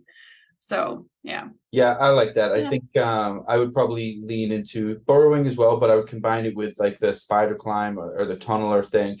I think when I imagine these guys when they're young, when you're older, you're going to do things because it's tactically correct and it makes the most sense. But when you're younger and you're impulsive, you basically just do things based on your emotions and to be a dick. So if you got into combat with them, I would do something like I would grapple a player, I would fly up to the ceiling of the cavern, however high that is, let's say 60 feet high or something. You have spider climb, so you can stick to the roof of the ceiling. You can switch to your burrow speed, burrow in them into a little, even just like a little room or a little chamber in the ceiling, and then just fucking leave them there. And then just go somewhere else. They are completely removed from that battle now without killing them. Now you've got a paladin in a little chamber 60 feet up in the air with no way to get out because you combine the movement speeds and the tunneling and stuff. And that's all you need to do. Now you've removed that asset from the fight. Like it. Come to me for tech. I do have a question about using different speeds in the same turn. How do you do that? Like if their burrow is 20 feet and their fly is 80 feet. Can they fly 80 feet and then also burrow 20 feet? I do it where you have to minus from. So like, let's say you have your burrow speed of like 30 and your climb speed of 40. You can burrow 30 feet and then immediately climb 10 because that's the math difference. But if you climbed 40 feet, you've used your movement. You cannot burrow. Yeah, that's what I do as well. You can't stack on top of each other. Okay. But then could you fly 40 feet? Yes. Okay. So like if you burrow the like however far you can burrow and you come out, then you can just fly whatever the distance is, the difference in your speeds. Like whatever the percentage remainder is. So if you fly 40 feet, that's 50% of your movement, and you can make up the second 50% with 50 with a different speed. Whatever. Yeah. Yeah. Right. Yeah, I think I would like to see combat at this age together, using them as a partner. I think at this age they might be looking for help, like we've said, as a quest, looking for a specific thing, so they're on your team. I'd like to see them more as side by side with you versus against you. I think at older ages they're probably a little bit more to be combative against your party, but I think at this age they're still looking for that help. They also might recognize that you are stronger than they are. Mm-hmm. Like, you know, like if they do walk up to like a 2 or 3 tiered group of folk and they're by themselves, they might get overrun by the barbarian or the fighter or what have you, right? So they might be a little bit more cautious about what they engage in battle with if they aren't in the right tactical position, right? And then I feel like they would be smart enough to like have that conversation if they can. But they're not going to like run in there barreling attacking, right? That's what the Wyrmlings do. These guys are a little bit more like, maybe not today. I think they're a little bit smarter in knowing that, like what they can handle versus what they can't. Not all the way, like they still will, you know, think they can handle a little bit more than they probably can, but I think that's the role play. Of walking in with the puffed up chest, and all of a sudden the barbarian like pulls out a great sword. Like, okay, look, let's step back from this. Let's take a minute. I see that you might be strong. Oh, right. Okay, should we do adult? Let's do it. Yes. All right. For adults, for the creature connection, I have a forgetful and nearsighted adult Sapphire Dragon believes a blue dragon Wyrmling is actually the Sapphire Wyrmling who left home months before. This really goes into our bad mom. It really does, the bad mom trope. Yeah. I also like to think like a nearsighted dragon is an interesting concept to me. Like it needs glasses or something. Because they have like blind sight and dark vision, and their passive perception is now a 23, but they're nearsighted. I can't tell that's not their kid. No. Okay, looking at their stats, they are now huge. Their CR is a 15. And they have all the same languages. Nothing has changed there. Their AC is now an 18. And they get another decent bump to their HP, bringing it to an average of 225. The only speed to change here is now the burrowing is 30 feet. Everything else stayed the same. Dexterity still the same. And everything else goes up by 2. Stealth goes up by 1. History goes up by 2. Perception and persuasion go up by 3. They have the same resistance and condition immunities as before. Their blind sight doubles to 60 feet and dark vision stays the same. Their multi-attack is the same, 1 bite, 2 claws. They have their bite with a plus 11 and 2d10 plus 6 piercing and 1d10 thunder. Their claw is a plus 11 to hit and is 1d8 plus 6 slashing. Their breath weapon cone doubles to 60 feet. The DC is now a 19 constitution, and the damage dice increases to 8d10. Those aren't incredibly big bumps at this point to their damage dice and that of their attacks. But at this point we do get 2 bonus actions and legendary actions. The bonus actions are change shape, which is the pretty standard. They can be, I think, a medium or small creature of their choice. And they get Psychic Step, which allows them to teleport to an unoccupied space within 60 feet. So if you add that onto their movement, they can move pretty fast and around, because that's bonus. That's not combined. So if they're flying 80 feet, they can then teleport another 60 feet. Yeah. On top of that. Their legendary actions, they get 3 and can only do 1 at a time. The first one is they can make 1 claw attack. Then for 2 points, they can use their Psychic Step or a spell. And for 3 points, they can use Telekinetic Fling. The dragon chooses 1 small or smaller object that isn't being worn or carried within 60 feet and magically hurls it at a creature within 60 feet of the object. The creature must make a DC 17 Dex save or takes 9d6 bludgeoning damage. This is just the upgrade to the discs in my mind. Yeah.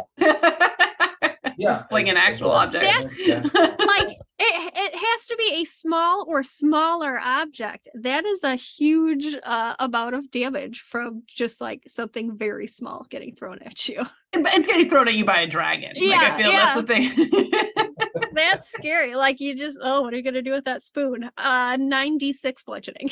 What? There's a difference between if a gnome threw it at you and a dragon like fucking whipped it at you. You know what I mean? With their mind power. Yeah. Yeah, that spoon's gonna be like a bullet coming at you. All right. Okay, let's roll. 15. 5. Someone got 5, someone got 12, but you're blended together. I got 5. And I got 12.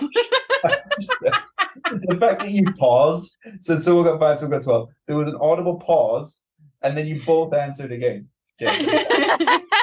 We'll figure it out afterwards. We'll find. It'll be a surprise for everybody. Okay, what am I asking myself? A quest idea for an adult Sapphire Dragon. Here we go. We're at the point where it's like, oh my god, what are the quests going to be now? Okay, well, what do they want? I feel like, okay, maybe they're now adding things to this collection, right? So it may be that I like it when, I think as the tiers you get in the higher tiers, the MacGuffins need to be more difficult to get. We talked about on the Emerald Dragon, sending them out to get a stone, and the stone turns out to be a mountain, or some kind of rock or something. So I think it should be the same thing. It should be maybe that they go off to get a thing, thinking that it's going to be like whatever, and then it needs to be something very difficult to acquire. Like they maybe go and rescue the princess something, but the princess something is a ship, actually, and the ship needs to get back to this through this cave network, cave system. They're like, figure it out. And maybe they'll give you the choice of quest. You can go and get this thing, or you can go and get princess something. And they'll go, great, we'll get this one because it seems easy, and then it needs to be more complex. So yeah, it's got to be to go and get a MacGuffin, but the MacGuffin at this point needs to be very difficult for some way to retrieve, in that it's massive, or it's much more complex than it seemed initially. I feel they would be that mean to you. Yeah, I'm imagining like the ship in a bottle now, because like they would have to get it back into the horde somehow. So it would just be a bunch of gnomes taking apart this ship in the middle of the woods somewhere, and like bringing these small pieces into and then trying to rebuild it inside of the cavern. Exactly. Oh my god, I hate it, but I love it at the same time. What a great visual that would be. Just gnomes carrying ship parts. Yeah.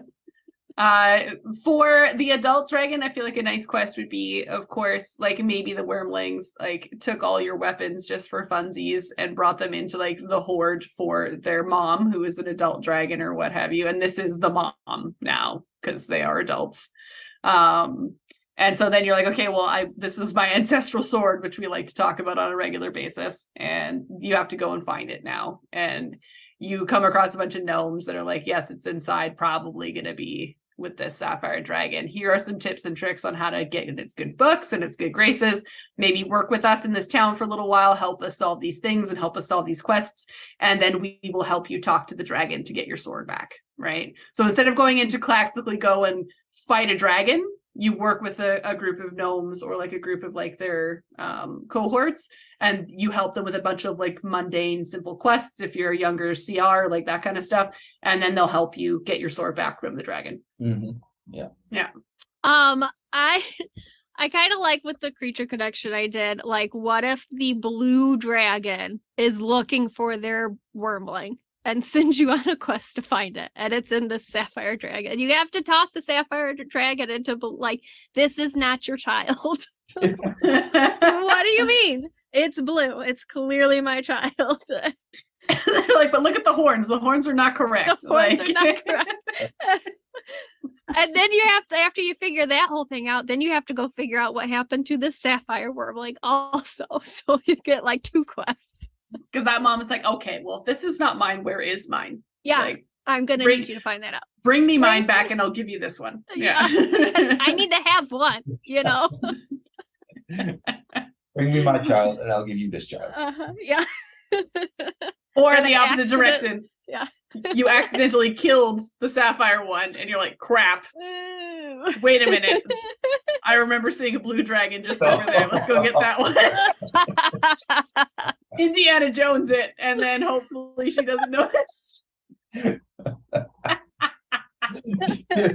blue dragon Wyrmling. Oh my god. I love that. And then you just get the fuck out before it realizes it. Like, you have to be so far away when it realizes this is not its child. Like on another plane, probably. Yeah. Peace out. What about role playing? I guess I'm answering it first. I think these guys are going to get to the point where they're very I can see them as getting quite impatient. I think you know, they're going to be, because these guys are very adept at what they do. They have all kinds of different speeds. They're telekinetic, they're telepathic. So conversation is, in fact, actually, that's probably where I think you go. I think if you had telepathy, you'd probably start to move away from conversation. You'd be done with people's ums and ahs and long pauses and never getting to the point. You'd be like, just tell me in my brain. If you can't tell me in my brain, go away. So I think I would have that. I would have long kind of silent conversations where they are only speaking telepathically, probably choosing who they're speaking to, and everybody else is going to have to wait. Yeah, so yeah. Role play them that way. Yeah, I would lean into kind of like your idea of them being very military, like esque, in the sense where like they understand that there is a hierarchy. So if they see your team rock up, they're going to want to know who the leader is. They're going to want to know who like the smart technical person is. They're going to want to know these things about your group so they can be equally as tactile against you. Yeah. So a lot of your conversation is going to be like, who's your leader? Why are you here? Like those kinds of questions, so they can kind of know who to speak to. And then if they do point out a leader, that's the only person they talk to. Mhm. They won't talk to anyone else after that. Like they've picked, right? That this Mhm. is the strongest person, or depending on what they believe is to be the leader. Like if they believe in strength, or if they believe in who looks the prettiest, you know what I mean? And I feel like that would come from wherever they are like around. Like, so if they're around gnomes or around things that believe in strength, they would probably believe that strength is the thing. So they go towards the barbarian. Or if they're surrounded like by an elven community of some kind, like they would probably think that beauty is the great, like the feat of strength. So then they would look at the prettiest person in the group, and that would be who they would speak to, because there's an order, right? Yeah. Right. So yeah. I think clearly the three of us would be the prettiest people in the party. I feel like we all go for that vibe. In a non-visual platform, I can absolutely agree we are the prettiest. Our in the group. characters, like, I feel like our characters were all like, they're gonna have the best outfit. That's and true. they're gonna like look the best. Good armor. It's made of sapphires.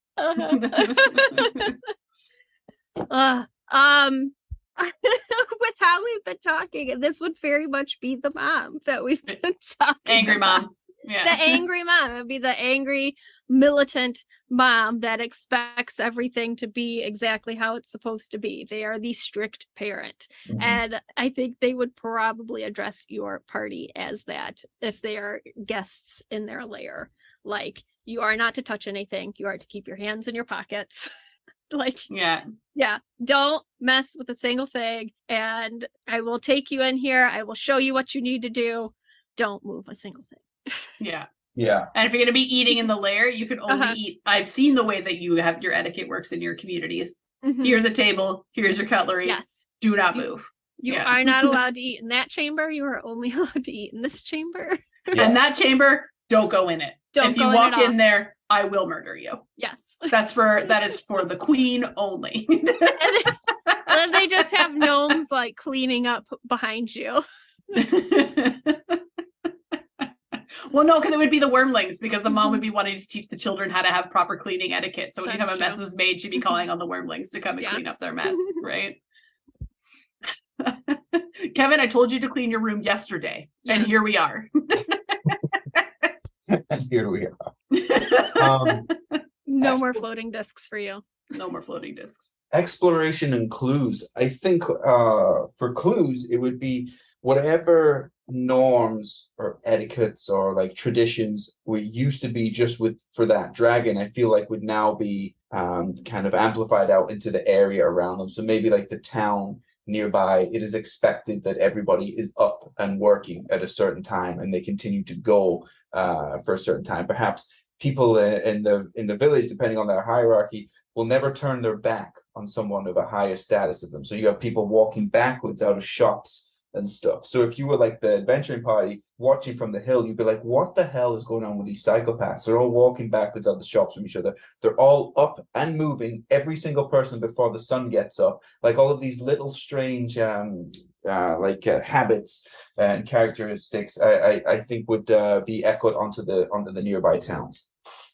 Yeah, and that kind of ties into like the idea that their sense of time would be sending off like that 300-foot thunder wave thing. Yeah. So if they needed the town to do something for them, such as my earlier suggestion where they're gathering weapons or building weapons for them, and they're supposed to leave them in one place by a certain period of time in the day, that sound would tone, and that all those weapons would be in that one place before that tone goes off, because they know they have to leave before they get there. But it's like on rotation and on time. So like, and no one would be sitting there like looking at the sun like shit. And like everybody in the town responds to the fact that like either the sound goes off or something's happening, because things have to be done at a certain time, at a certain order. And if it's not, you're going to get a visit from the adult dragon that's like, right, where's my stuff? And it would have like a name, right? Everyone, it's called the boom or something. You've got to make sure you're back home before the boom, right? Like, yeah. Like that. I hate it, but I love it. Okay, Pepperina. I think at this is the age they get their like regional effects. So I think that would be a good route to go with the clues on them. So you would definitely at this point see the more giant spiders. That would be a huge clue. I would work with the telepathic enhancement at this stage. Somebody in your party is now hearing a voice, or hearing more voices as their telepathic communication increases. I would sort of play into that kind of stuff. Beautiful. Agreed. Yeah. What's the last thing? Combat. Oh, combat. Before we get into combat, I did forget to mention they do now have legendary resistances of 3 per day. Okay. Important So to know. that's in there also. Yeah. Okay. Combat. These guys are going to be tactical masters at this point, I think, which means you as the DM need to be a tactical master as well.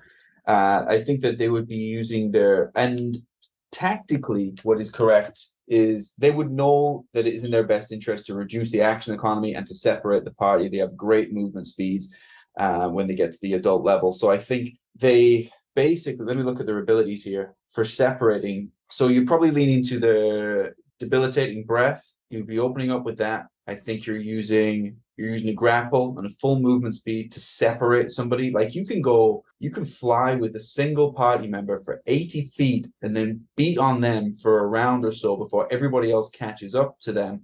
And then you can psychic step out of there. I think it's a lot of movement. Picking someone, separating them, beating on them, psychic step out as soon as and just have that party like chasing the ball all the time, trying to catch you wherever you're going. So it would be separating and then beating on one person. Yeah. They're going to know that their biggest advantage is being inside their lair, and they're not going to leave it. So if they know that there's someone coming after them, they're not going to leave. They're going to be like, okay, as soon as I feel that they're in the area, that's when we start utilizing the tactics of the fact that the tunnels are small, and that they're going to be wandering around for hours and days. And then you can pick them off, to your point, and move them into different places, or just pick up the whole group and move them into another area, what have you. But yeah, I don't think they're going to leave their lair if you're going to come after one of these to fight it, because it's smart enough not to. Mm-hmm. Yeah, so I should have added the telekinetic fling is going to be important at this point because they have like a lot of equipment around. Like it says bludgeoning damage, but I think if they've got like spears and swords around the walls and stuff, like well, it does say small or smaller. Well, what? Yeah, but how big's small? Like a creature? It's a gnome. So like a short sword. Like a gnome, a suit of armor for a gnome. So I don't know. They could I think they could hurtle like daggers. I don't know that a whole like javelin or a big spear. One small or smaller object. I don't know rules is written, but like a helmet. Yeah. You know? Yeah. I was small pieces of armor. Yeah. They would throw. Yeah. So I think you'd be using that a lot as well. Yeah. Just like a butter knife. Yeah, but what is it? 90? I don't want to throw the good knives, so you're gonna get the butter knives. Yeah, that would almost be like insulting, depending on what they throw at you. Yeah, like what they see. The plastic cups. Why are you just throwing plastic cups at me? Well, it does the same damage as if I throw the metal ones, so why not? It's fair. Yeah, why not? Is it my turn? Yeah. Okay. For combat with these guys, now they have their lair actions. I think that's important to remember. They have that stone passage where they're going to be in and out and be able to move through their walls very quickly and seal them up behind them where you cannot get to them. I don't know that they would be fighting to kill. I think they would be fighting to capture. I would like to see a lot of traps in their lair that the gnomes built for them, because gnomes are very tinkery. And I think with their connection with them and the way they have their tunnels set up and the way they use items and things, there'd be a lot of traps. So I would have it being this huge maze and trying to get through it without being caught in something. And after you're caught, it just collects you all. Like, why are you here? Let's talk about this. And it's like an interrogation, you know. Did anybody ever watch the movie The Cube? Either of you two? No. I've never seen any movies. I know. That's why I was like, I don't know if this is the right crowd for this or not. But basically, to your point of it being like a cavern that's full of traps, the cube is basically one giant cube made of small, really tiny cubes, but each cube is a room. And each room has a trap in it, and like people are going through trying to figure out how to get out of the cube, but each room is trapped or in a different way. And then they find from a mathematical perspective which rooms are or aren't trapped, and they find their way through. But then the twist is that if they just stayed in the same place, they would end up where they needed to be. Like, it's just that kind of a weird movie. But it just kind of reminded me of the idea that you enter into these caverns and these tunnels and you're going through, and all of these, like, all of these traps being set by these gnomes that you have to try and deactivate and get through. Mm-hmm. When really, if you just smash through the wall that's only 3 feet thick, then you would be, Yeah, in the dragon's lair. Anyways, Yeah. I thought that'd be really funny. Okay, what are we on? Ancients. Ancient dragons. All right. So these gargantuan-sized gem dragons are considered, of course, as we know already, still lawful neutral, with an upped natural armor of 20. Their speed maintains relatively same from the adult dragon, other than adding 10 feet to their burrowing speed, so it's now 40 instead of 30. As usual, you will see an increase in their saving throw skills and senses, so you do see a bit of a jump between the adult to the ancient, not like you did with the young into the adult. So for instance, like their passive perception is jumping from 23 to 28 and so forth. So it's quite a big increase across the board for a lot of things. Let's kind of put it this way. Their CR goes from 15 to 22 between the adult and the ancient dragon. So this kind of makes it to this would make them a lot more difficult to kill than just an adult dragon, obviously. They do maintain their legendary resistances as an adult. So they also maintain both spider climb and tunneling. However, the tunneling, because of their increased burrowing speed, in my mind, their tunneling diameter increases to 20 feet instead of the 10. So you're getting a much larger tunnel than you were before. They maintain the same attack abilities and bonus actions, except the attack stats increase, obviously. So its bite now hits at a plus 15 instead of 10, and now has a 15-foot reach. Same thing goes with their claw attack. It increases by a 5-foot reach. So obviously they're bigger, they're stronger, they can reach further, and stays at a plus 15 to hit. When it comes to their debilitating breath ability, it does increase to a 90-foot fucking cone. And it turns the con save DC into 23.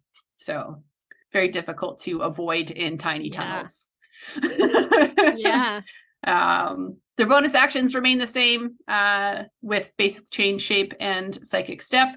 For its spell listings, teleport is added and the spell save DC increases to 20. As a quick reminder of what teleport is, because I looked it up to see if it would actually be useful within their tunnels, it is instantly teleports you and 8 willing creatures to either a space you can see, or an object you can see, or a place of your choosing. This place must be known to you. However, it's just based on your familiarity with it, with how close you can get to it. So you as a DM can roll on a table for basic people using the spell, but in my mind, this is your lair. You as a dragon who are ancient know every nook and cranny of this place, you know? Mm-hmm. I don't think there's a dice roll to do here. If you want to go somewhere in your cavern, you are going somewhere in your cavern, in my mind, and you're taking the whole team with you. But yeah, their legendary actions remain similar, as they can claw or use their psionics. However, their telekinetic fling is now increased to a medium instead of just small object, and the dex save increases to 20. So now you can throw, in my mind, a spear or a table or like just something that's medium sized. Yeah. Okay. But yeah. So that is the ancient version. All right. Beautiful. All right, let's do the last round of rolling. Let's do it. Oh, 9. 6. 10. Yes. You did it. Then Pepperina, I Did shall it. ask you first Okay. for a quest idea. A quest idea. I think at this point they have their like connection with the Emerald Dragons looking at, I would like to see like an ancient Emerald and an ancient Sapphire teamed up and really honing in. This is when they're the Boba Fett of their bounty hunting and not their dog the bounty hunter. They have really figured it out, you know, at this point. And so they've got their knowledge from the Emerald Dragon that knows everything that's ever gone on by this point by Ancient. So they would be sending you off to really look for these aberrations. Like, I know that it's there. I need you to take care of what are, like, do you guys know what are different aberration types? I'm not familiar with what specifically they are. You're muted also. I'm talking. It's like a classic Zoom meeting. Right? Good. No, no Like negative. what are good examples of an aberration that they might be? Yeah, I wanted to bring the list up so we can talk about the I only know dragons, so anything beyond that, I need assistance with. Aboleth, beholders, mind flayers, and the like. Is that kind of what we're... So like stuff. I was thinking maybe mind flayers. That was in my head. I just wanted to make sure. Yeah. So yeah, I would have them sending you off into like a mind flare area, maybe even after the elder brain dragon, like a mind flare colony that is raising an elder brain dragon, and they need your help going after this. I feel like I would rather fight the Sapphire Dragon than do that. I feel like if you set me up, I'd go, look, cards on the table. I'd probably stand a better chance trying to kill you.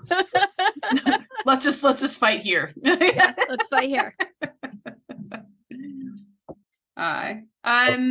Who's next? Me? It's you, Terry. Yeah. Oh, I think at this point for me, yeah, it's the quest has gone beyond something that you were necessarily doing with them, and it's on like a macro kind of scale. Like they're big military leaders, right? So they would maybe be sending you out on quests to do stuff to influence the story arc. Like if the story is something to do with a war, they're sending you off because they know strategically it is better if you go and destroy this bridge. It's better if you go and win favor with this city. And so their military like nature is going to manifest on more of a macro scale at this point. And so their quests will be around stuff that only that they know is strategically correct to do for the story.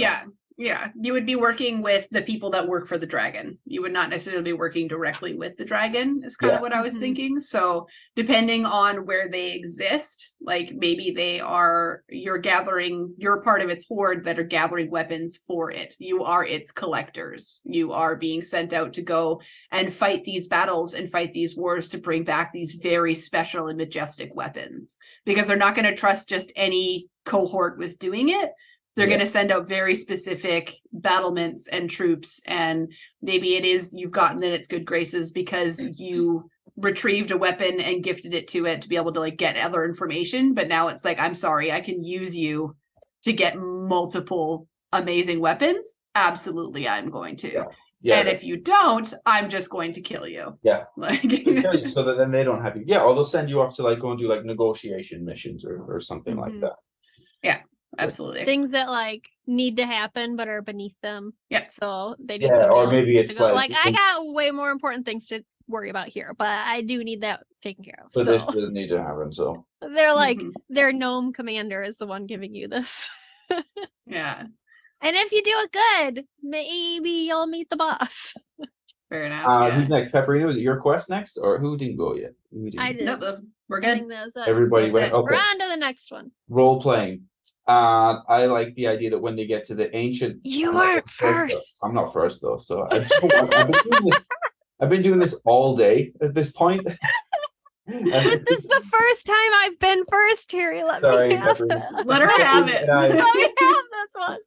This is our last segment of the day. We're signing off after this, so I'm just jumping the gun. Okay, go ahead. I mean, obviously at this point they're just like that high up military persona. You know, they're not talking much. They are giving commands. They are not caring about whatever concern that you have. They have a problem. It needs done. You are going to do it. Yeah. Now it's your turn, Terry. Now it's your turn. Thank you. I give a little pause. I give a pause. I didn't cut you off.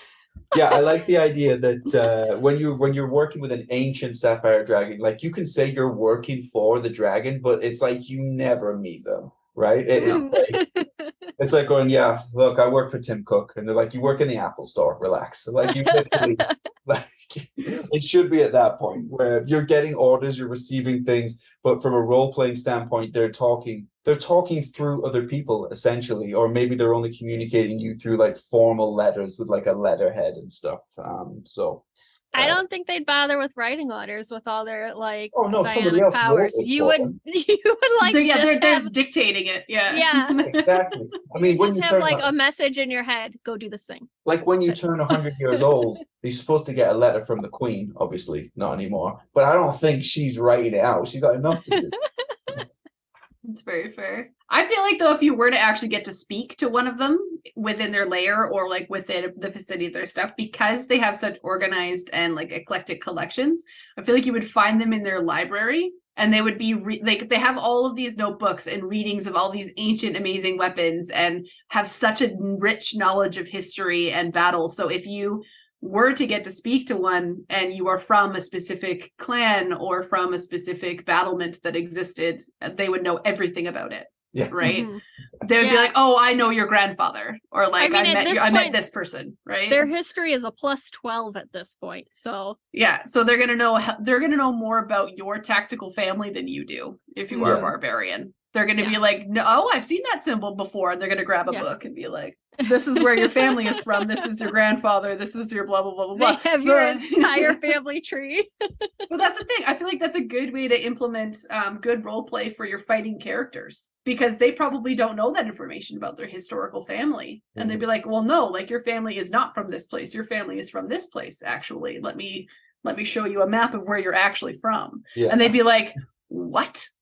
Like, and you know, like it's that player at your table that doesn't give themselves a backstory because they're just there to play a fighter. Yeah. Mhm. This Yeah. is how you give them a backstory, is this Yeah. character would know it, you know, and then you can make it up. Like, I just think it would be a lot of fun that way. So Exactly. yeah. Yeah. Do you know that you're 3% elvish? I am. I knew it. It's the skin. I have very good skin. Everybody else has a very good 3% elf. They Yeah, have I have all this of the one ear that's 23 kind of funny. They have all the 23andMe like records on file of your entire Like, maybe it would be the other way. I said that. are Like, that database. I said like you wouldn't speak to them directly, but maybe it would be the other way. Like if you like using your sending stone to communicate with them at their lair, and they're like, "Hello," on the other side, and you're like, "Oh, I didn't expect you to answer. Like I didn't think you'd answer yourself." Yeah, maybe it's like completely the other way. Uh-huh. It's like, I actually like talking to people. Thank you. Yeah. Yeah. I don't like People talking. are usually scared of me, but I just want to talk to them. Just here to say hi. Yeah. Okay. It's lonely being at the top. Exploration and clues. Pepperina, whose turn is first? I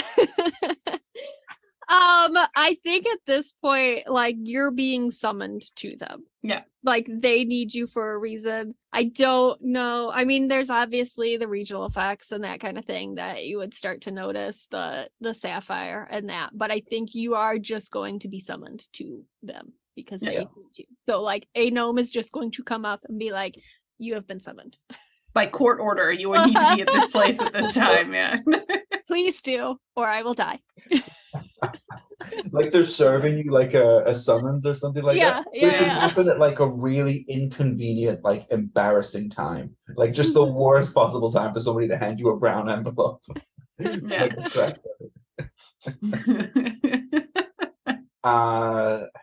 Exploration Yeah, I clues, agree. Terry. Exploration clues by the time you get to ancient, right? It's I feel like you're gonna know. You're not gonna accidentally come across him at this point. I think the clue that an ancient Sapphire Dragon is present is probably his legion of soldiers is there with the Sapphire Dragon crest on them. That's your clue that they might be close in the area at this point. Yeah. I feel like they would also be the ones to come and get you sometimes if they're desperate. Yeah. Like, because they can teleport, they can move super quickly. Like, if you are within, I'm gonna say 500 feet of their lair, they can come and get you and bring them back to their lair in less than an hour. Yeah. Like, so if you are not listening, all of a sudden you are bamfed into their lair. It's like, it's like, I summoned you. If you're within 6 miles, they can see through the stones and know exactly where you are. You know? That's right. That's right. They're coming for you. And at this point, if you're not going to arrive fast enough, they're going to come and get you. So they will give you a time to be there, and if you are not, you will be. You better be. You will be. Yeah. Combat, Pepperina. Don't fight it. Like their DCs and like their 2 hit is a +15. You have to pass a 23 con save to not be affected by their breath weapon. Like, they are so hard hitting with that kind of stuff. If they want to hit you, they are hitting you. Like, they are not missing very often. You would have to have some crazy stats as a player to pass that. So the best thing to do is avoid it. If possible. But I would see them, I mean, a lot like the adult. They have their lair. They know it even more. They have all the traps. They can move through it quickly. You're not gonna really have a chance to run away if they don't want you to. Mm-hmm. And you're not gonna have much of a chance to block very much of it. Yeah. Mhm. I mean, I feel at this point, like, you don't even need to give many tactics, but I'll just pretend that, like, it's a real high level party. If you're going to combat with one, you should be really high level. Mhm. But I think you're basically you're gonna fight on your own terms. If you're the Sapphire Dragon, you're not gonna fight on their terms. So if you have Spider Climb, for example, you should be fighting upside down very high, and they should figure out how to get to you. You're not gonna go down to them. I'm up here. Come and get me if you want. Like climbing on the ceiling and then doing your 90-foot cone down on 90-foot them. cone Onto down. the ground. Yeah. Yeah. 100%. And just And stay then right just there. incapacitating them and dropping down in front of them. Yeah. Yeah. So you're gonna be fine on your terms, probably upside down, and then that's it. I mean, Yeah. you expand on that. They would also use their army, you know? Mhm. Like Well, they're there's not that gonna as just well. Yeah. that's the thing is like if the tactics of an ancient dragon is gonna be all of its adults or all of its kids or whatever that are still around, you're going to be going through them first. Like you're going to go through the battlement, you're going to go through the ranks before you get to it if you're going to fight it. Mhm. And then by the time you get there, there's no chance to not fight it because you just murdered their family. Mhm. So like I love the come on. idea of them having a little gnome army that comes running out of the tunnels at you. Oh, 100%. Now with like knowing that there's gonna be a sapphire fucking dragon crest, 100%. Yeah, Like- they're just like a whole hundreds of gnomes running out of little like so many tunnels because there's so many entrances everywhere around you and surrounding you. Does a corpse count as an object? Sure. Yeah. So you could just hurl dead soldiers at Corpses. dead part. Yeah. Yeah. Why not? Yeah, well, because it's a medium object now, so as long So- as they're not like a Goliath or something. Yeah. So medium creature, you can just yeet. Mm-hmm. Yeah. Beauty. All right. All right. So before we wrap this episode up, let's cut to our last ad break. If you've been inspired by the conversation in this episode, please feel free to reach out and share your creativity and ideas with us and the rest of the community. You can reach us on Facebook and Instagram or on our subreddit at r/it'samimic. Also, if you're feeling particularly generous, please follow and subscribe and leave us positive reviews, likes, and comments. Engagement like that helps us pop up on search engines and keep this show running. All right. Well, we talked about this amazing Sapphire Dragon for quite some time now, talking about its militant awesomeness and its scariness. Is there any other final thoughts, feelings, or emotions around these types of dragons for you guys? Oh, these may well be my new favorite dragons. I feel like it's pretty close with black. I like black dragons a lot, though. So I don't know. But it's definitely number 2. Yeah, it's true. I don't know. I just like the idea, the look of their layer is probably still my favorite part. The fact that it's going to have veins of sapphire running through it and like sapphire doors and sapphire everything. Like it really leans into its gem, you know? Mm-hmm. So, Yeah. That's I like that it combines 2 of my favorite things, dragons and gnomes. That's my favorite part about it, is that they like one of my favorite characters I play is a rock gnome, so I could see her like interacting with this guy, you know. yeah. Be like, I like your sapphires. I'll do some tradesies. Yeah. Okay, so that's all for our discussion on Sapphire Dragons. Make sure that you subscribe or follow and check back regularly to see what inspirations and insights we'll have for you in the future. Thank you for listening to another episode of the It's a Mimic podcast. If you'd like to support us, we have a donate button on our website, www.itsamimic.com, and a store with some awesome It's a Mimic merch, and a Patreon. This episode and others can be found on Spotify, Apple Podcasts, YouTube, and most other podcast apps. Thanks again for listening to It's a Mimic, where you never know what you're going to get.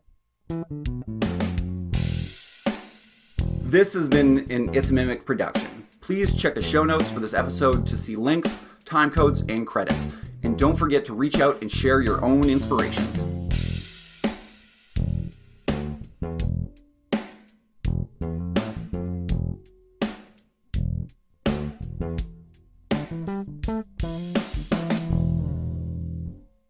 We did it.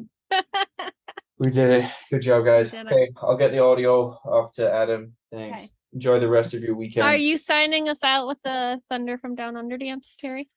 I think we deserve it. Yeah. I have like zero rhythm. I think I would go down in your estimations if you saw me. Years ago, I asked when you were going to shake it like Pooh Bear, and you did say one time that you would. I feel like this is the chance. This would have been the episode where it would have been required. But it's an audio medium, and what can I do? Maybe if we go to... I'm not a very good dancer. I don't know who is a good dancer in this group, but it's not me. So I don't think any of us are. I'm going to throw that out there right now. I like dancing. I don't know that I'm considered good, but I do it often. Welcome to another episode of It's a Mimic, where we continue our conversation on Dungeons & Dragons 5th edition. Let me start that again. We continue our conversation on Dungeons & Dragons. Has it always been that? It hasn't been We one long continue our conversation on dragons in Dungeons & Dragons. Okay. It's confusing. Welcome to another episode. I thought you stumbled up on the I am, and then you like stumbled. Like, did you forget your name? That's what I was thinking. Yeah. Which passport am I using? Yeah. Yeah. Why are you still here? Leave already.